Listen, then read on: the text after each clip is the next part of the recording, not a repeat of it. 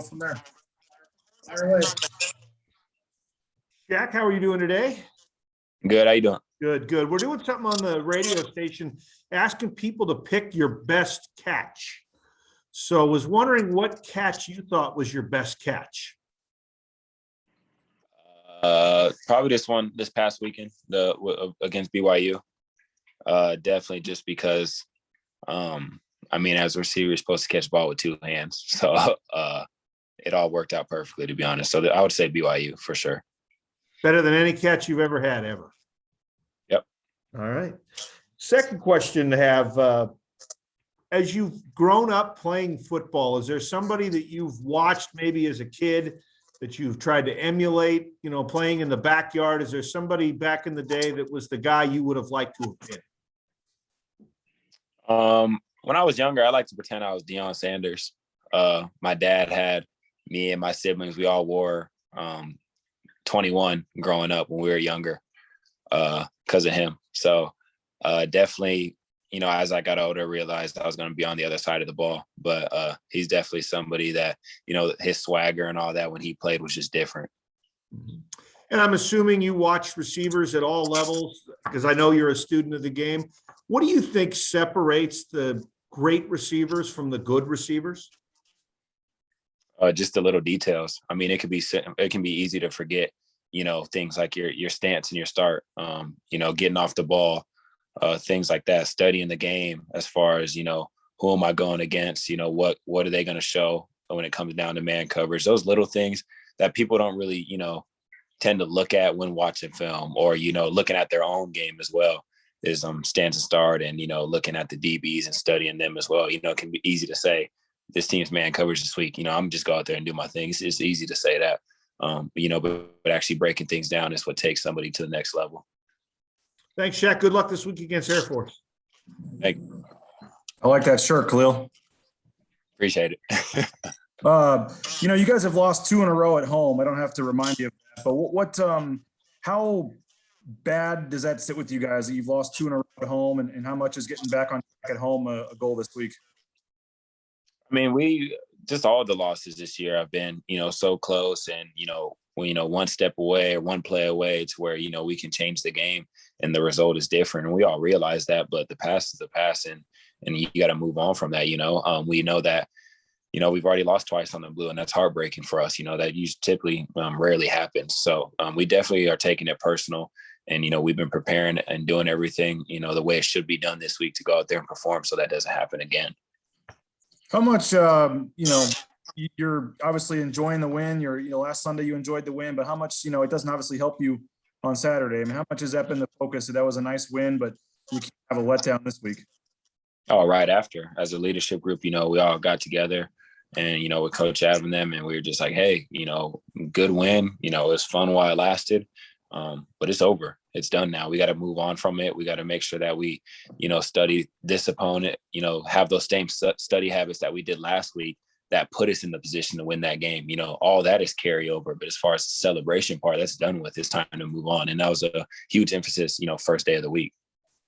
How much fun or not fun is it to play against Air Force? I know before you got here, this team had lost to them a couple years in a row. They take so much time when they have the ball, so you guys don't get as many possessions when they're running it. Their defense does some different things.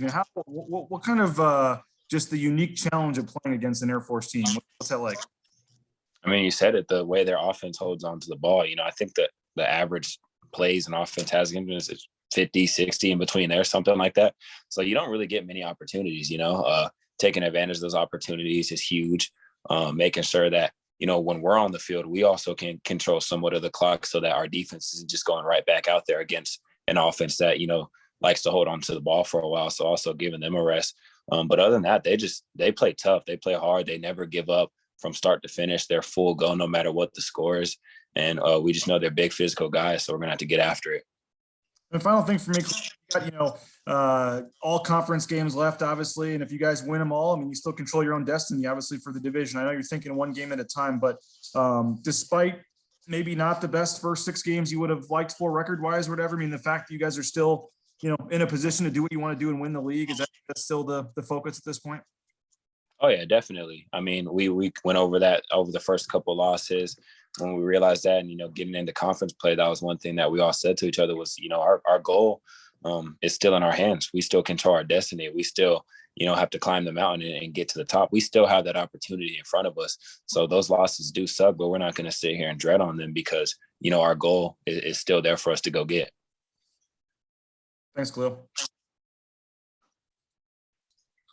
Adam and Steve. Hey, how's it going, Shaq? My first question is kind of that I've noticed you've consistently worn accessories like armbands and stuff to your game. So I was kind of wondering if you kind of believe in the look good, feel good, play good kind of concept. No, definitely. I pretty much wear the same thing every week. It's the 2 armbands, 1 armband each on the legs. And then the spat with the over the cleats and all that. It's the same thing, turf tape. I didn't wear turf tape last week, which is because it was grass, but it was a huge mistake because I'm actually more scratched up on my arms than I've ever been the whole season. So, no, I definitely, believe in the, look good, feel good, play good type of deal.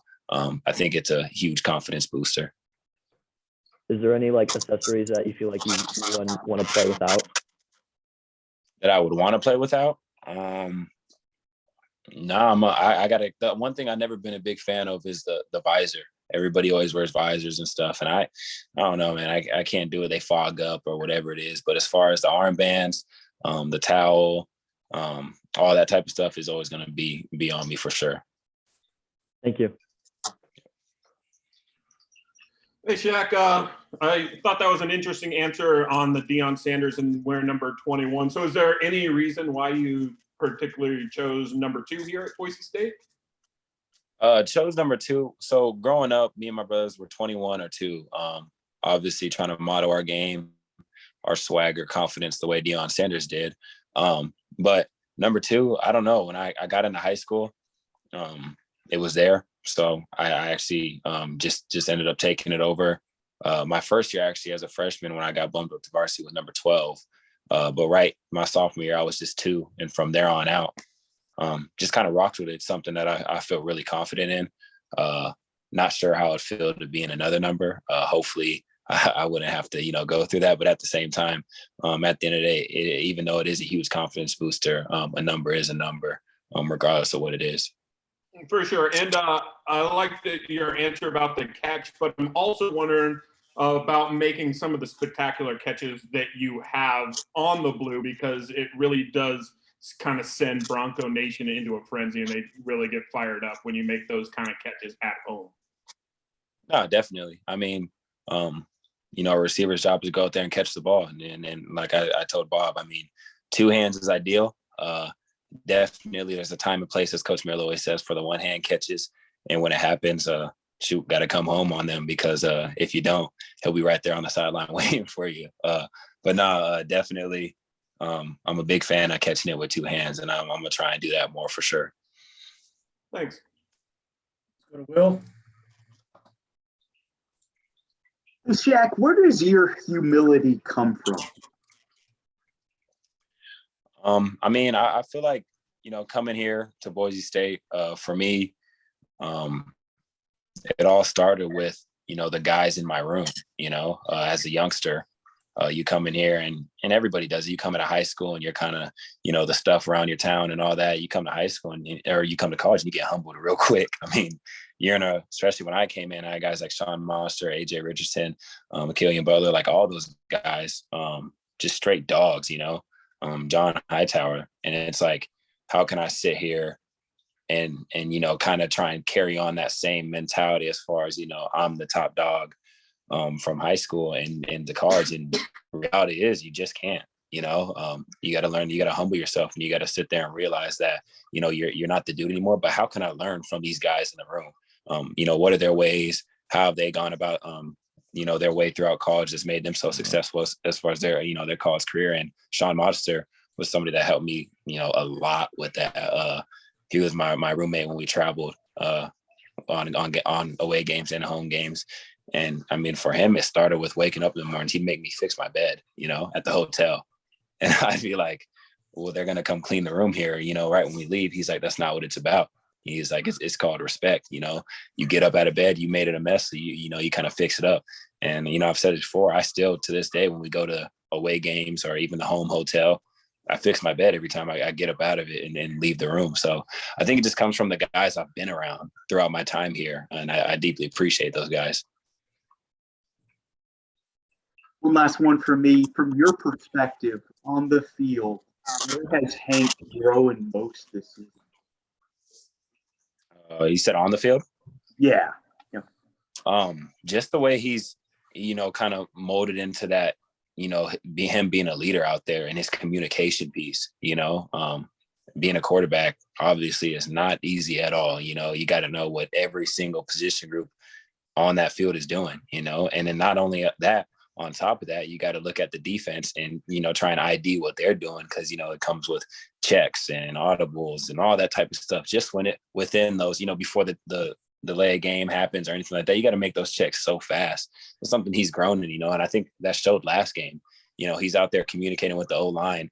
They're sitting there, calling out the whatever the front is out there. So we have to check play and whatever it is. And Hank is out there not only saying, okay, this is the play we're running now to the O-line, but he's also looking out at the receivers and he's giving us our signals and whatever it is that we have to do, So he's definitely grown into that leadership role out there on the field. And he's somebody that, we deeply trust with whatever it is, even though sometimes we'll look and be like, okay, this is the coverage they're running. Hank will look at us and be like, all right, now we're running this, and it's boom, happens so fast. And he's grown so much in that aspect of the game.